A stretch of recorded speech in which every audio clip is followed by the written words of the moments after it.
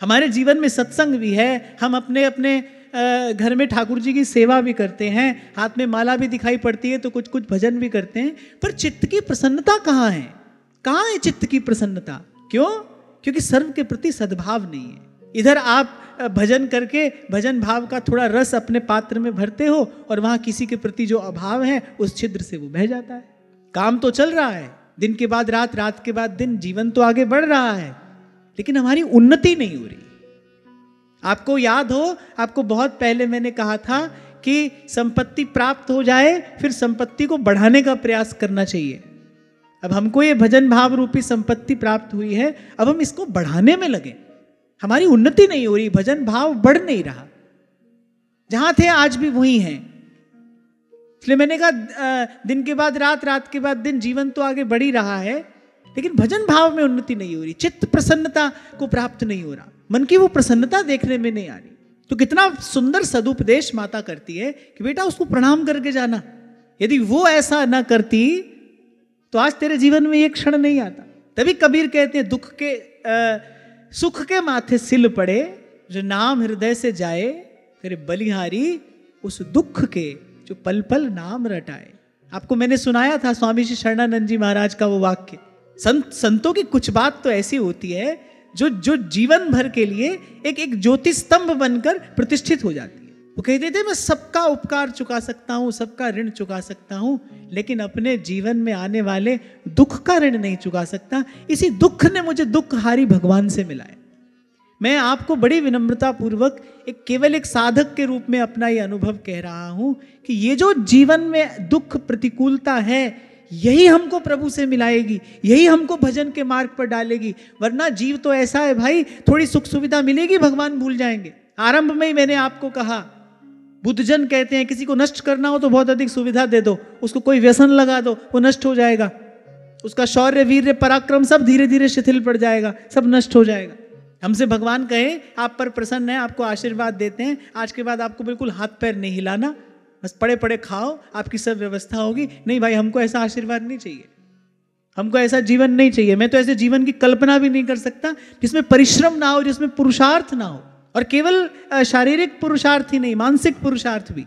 कोई बात नहीं, थोड़ा कष्ट, थोड़ी प्रतिकूलता जीवन में आए, उसको सहिए, आपकी शक्ति बढ़ेगी, आप ही समर्थ होंगे। कि बहुत बड़ी दुर्बलता हमने अपने जीवन में पाल कर रखी हुई है।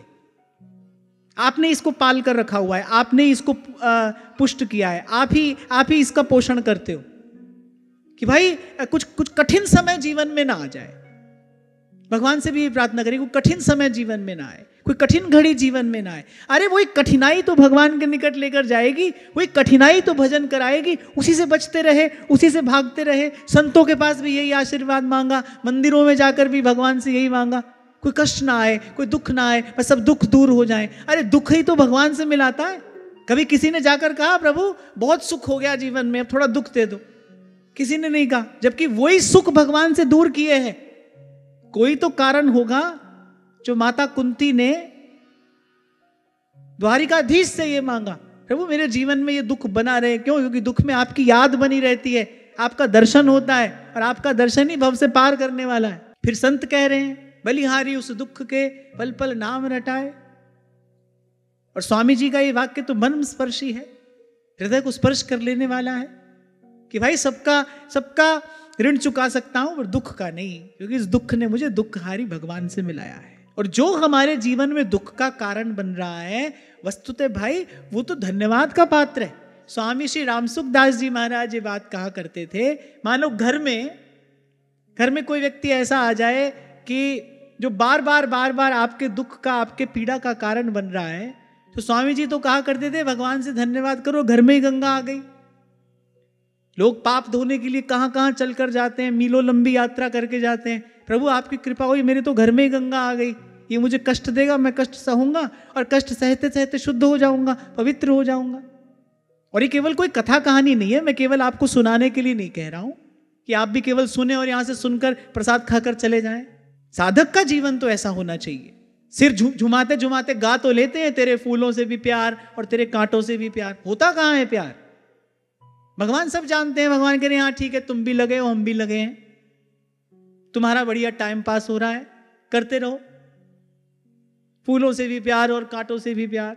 ये सब बात मैं आपको इसलिए कह रहा हूं कि अरे आप पर भगवान की कृपा है, आप पर संतों गुरुजनों की कृपा है, आप इस श्रेष्ठ जीवन को प्राप्त करने के योग्य हो, अधिकारी हो, अपने स्वरूप को पहचानो।